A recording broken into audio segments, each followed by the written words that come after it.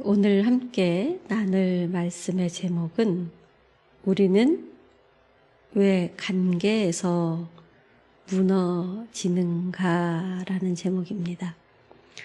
모든 만남은 시작이 있고 또 끝이 있습니다.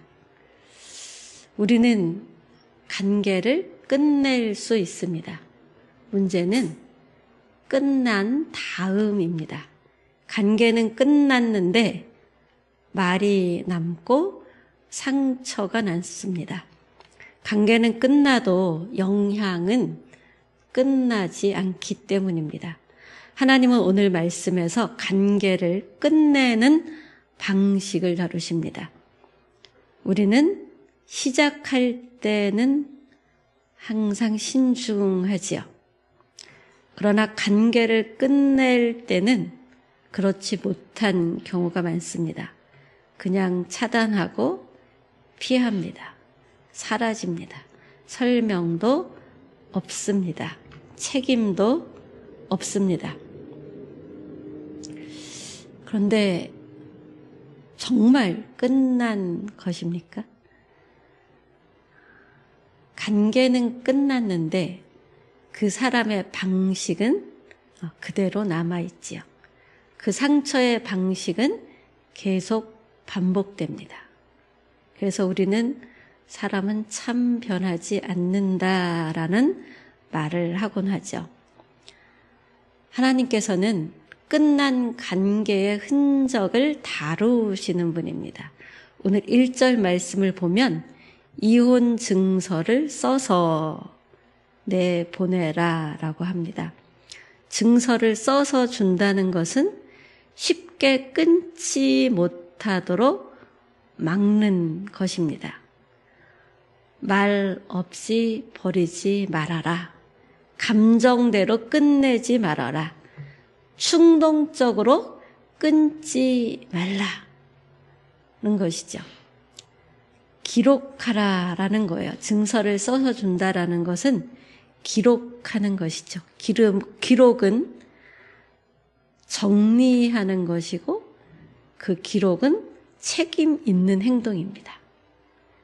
관계에 있어서 책임을 지라는 것이 증서를 써서 내보내는 것입니다. 왜 그렇습니까? 관계는 흔적을 남깁니다. 그리고 끝났다고 끝난 것이 아니기 때문이죠.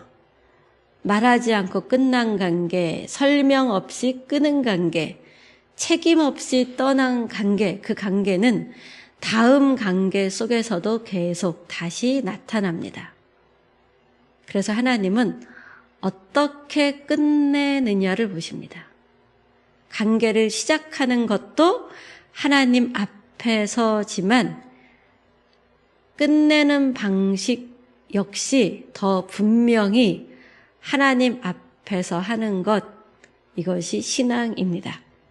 우리는 기도하고 응답받았어요 이러면서 시작을 하는데 끝낼 때는 기도하고 응답받지 않고 내가 견딜 수 없어서 내 마음에 들지 않아서 내 기대치와 달라서 여러 가지 불만이 쌓여서 끝내곤 합니다. 잘못 끝낸 관계는 다음 관계까지 무너뜨리죠. 4절 말씀을 보면 그 여자를 다시 데려올 수 없다. 이것은 단순한 금지가 아닙니다. 이어서 하나님 뭐라 그러시죠? 그것은 여호와 앞에 가증한 일. 자, 가증한 일이 토해봐. 하나님이 토해낼 것 같은 일이다. 이게 가증한 일이란 뜻이죠. 왜 하나님은 다시 데려올 수 없다 이렇게 말씀하실까요? 그런 관계는 관계를 소비하기 때문입니다. 우리는 다시 회복하는 것,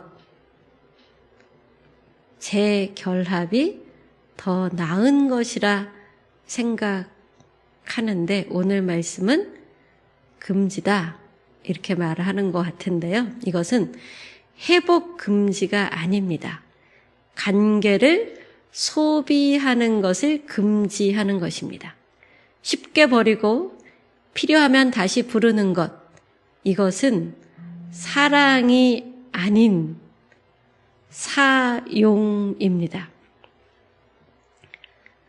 그것을 뭐라 그러죠? 사람을 이용한다라고 하죠. 하나님은 사람을 소비하듯 다루지 말라. 사람을 우리가 가볍게 대하는 순간 관계는 무너지기 시작하는 것입니다. 근데 관계만 무너지는 게 아니라 사실은 그 사람의 존재가 무너집니다. 정체성이 깨집니다. 그 방식이 가정, 교회, 나라 전체에 퍼집니다. 요즘 관계가 아주 가벼워졌지요. 쉽게 끊고 쉽게 버리고 책임지지 않습니다. 이건 단순하게 개인의 문제가 아닌 상대와 자신의 존재를 가볍게 만드는 것이고 사람됨의 질서, 하나님이 만드신 사람됨의 질서를 무너뜨리는 것입니다. 서로를 소모하는 관계는 결국 공동체와 나라까지 무너뜨립니다. 그래서 하나님은 그 방식을 끊으라 이렇게 말씀하십니다.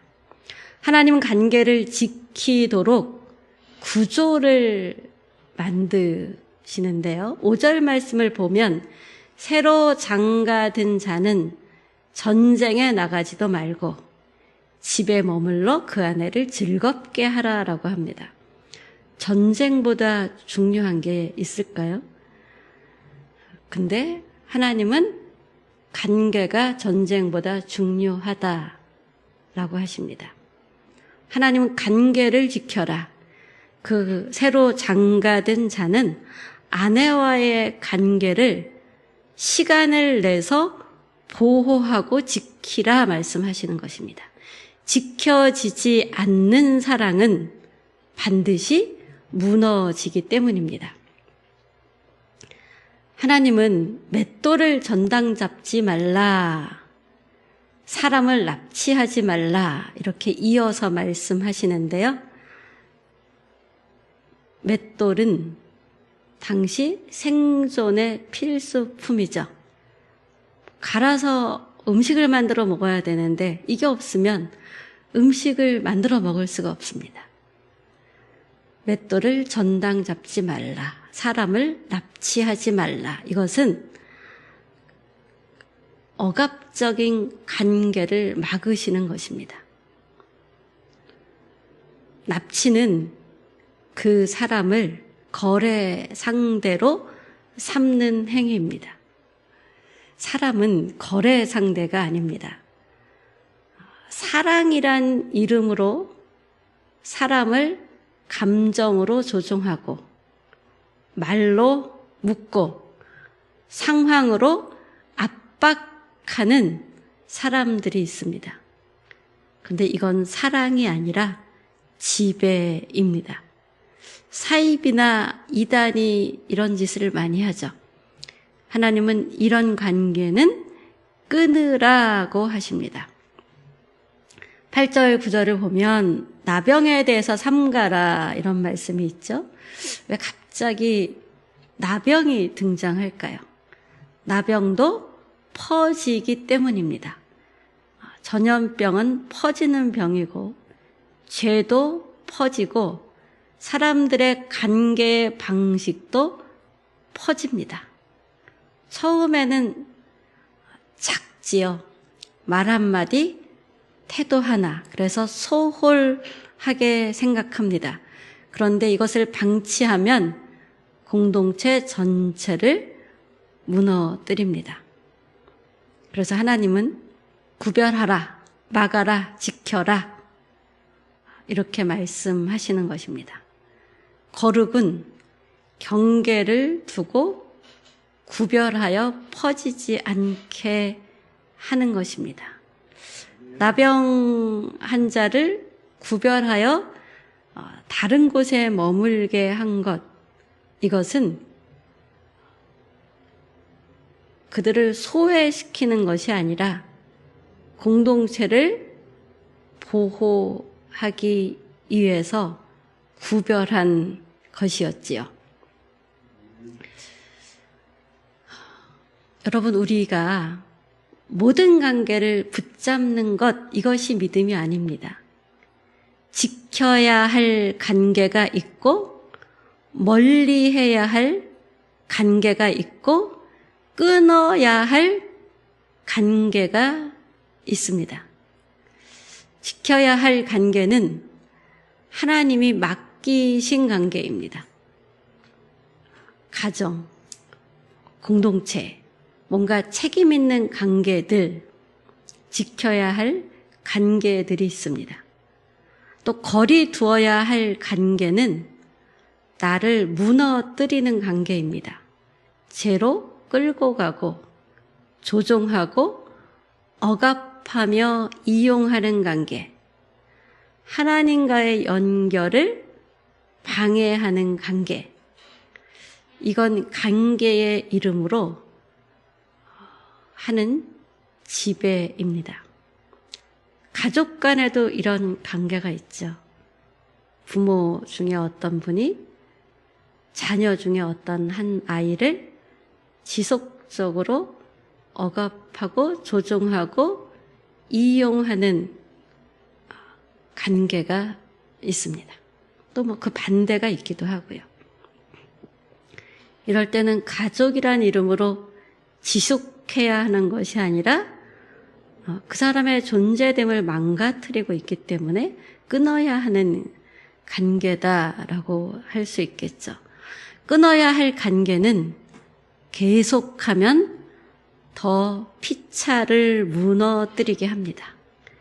책임 없이 소비하는 관계, 회개 없이 상처만 반복하는 관계, 반드시 끊어야 할 관계입니다. 이 기준은 나를 하나님께 더 가까이 가게 하는가, 아니면 멀어지게 하는가, 나라는 존재를 무너뜨리는가, 세우는가, 상대는 이것으로 인해서 더 인간답게 되는가, 그렇지 않은가, 이런 것을 기준으로 봐야 되겠죠. 그런데 우리는 이 기준 앞에서 그렇게 크게 자유롭지 않습니다. 붙잡아야 할 것을 우리는 놓치고 또 놓아야 할 것을 붙잡기를 끊임없이 반복합니다. 사실 우리는 끊어져야 할 사람들이었습니다. 버려져야 할 사람들이었고 단절되어야 할 사람들이었죠. 그런데 예수님이 그 자리에 서셨습니다. 끊어지는 자리, 버려지는 자리, 외면당하는 자리, 그 자리에 예수님이 섰습니다. 우리가 당해야 할 단절을 예수님이 대신 당하셨습니다. 왜입니까? 우리를 다시 연결시키기 위해서입니다. 그런데 우리는 너무나 가볍게 끊습니다. 가볍게 버립니다. 필요하면 또 쉽게 다시 붙잡습니다. 나 자신은 존중받기를 원하면서, 그래서 내 말 다 들어줘, 나 말 다 할 때까지 끊지 말라고 수없이 왜 내 말을 끊느냐 이러기도 하죠. 그런데 상대의 말은 또 본인이 끝까지 듣지 않고 끊고 이러는 것이 너의 모습이 아니라 나의 모습인 거지요.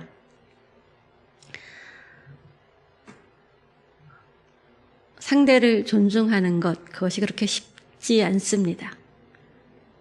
나만 손해보지 않는 관계, 나만 배려받는 관계를 많은 사람들이 원합니다. 그런데 자기는 그렇지 않다고 생각하죠. 그래서 관계는 끊어지고 상처가 남습니다. 이런 우리를 하나님은 가볍게 다시 받아주신 것이 아닙니다. 무거운 값을 치르고 받으셨습니다. 십자가는 끊어진 관계를 다시 잇기 위해 하나님이 치르신 대가입니다. 여러분, 이 나라가 무너지는 이유가 경제 때문일까요? 아니면 정치 때문만일까요? 관계가 무너졌기 때문입니다. 물론 정치가 관계가 무너지는데 큰 역할을 할 수 있지요. 관계가 무너지니까 가정이 무너지고 신뢰가 무너지고 책임이 사라집니다. 그래서 우리가 기도하는 것이지요. 끊어진 관계를 하나님 다시 세워주십시오. 무너진 공동체를 회복시켜 주십시오. 이 나라가 다시 하나님과 연결될 뿐만 아니라 사람들이 서로 하나님 안에서 연결되게 해달라고 우리가 기도하는 것입니다. 여러분, 관계는 끝날 수 있습니다. 하지만 어떻게 끝냈느냐가 우리의 다음 관계를 결정합니다. 어떻게 관계를 다루느냐가 자신과 공동체를 세웁니다. 사람은 버티게 합니다. 그러나 예수님은 버티는 것이 아니라 살게 하시고 성령님은 생명이 넘치게 하십니다. 예수님으로 인해 회복되는 관계, 성령님으로 인해 생명이 넘치는 관계, 공동체가 다시 소망과 활력을 얻는 그런 곳이 되기를 예수님의 이름으로 축복합니다. 우리 이 시간 기도하는데요. 먼저 나 자신을 위한 기도를 오늘은 먼저 합니다. 하나님, 내가 관계를 가볍게 여긴 것을 깨닫게 해주십시오. 붙잡아야 할 것을 놓치고 놓아야 할 것을 붙잡으며 사는 것 분별할 수 있게 해주십시오. 말하지 않고 끊고 설명하지 않고 떠나고 책임지지 않고 돌아선 것, 그로 인해 남은 상처의 흔적들 보게 하시고 하나님 그 모든 것들을 어루만져 주시고 새롭게 해 주십시오.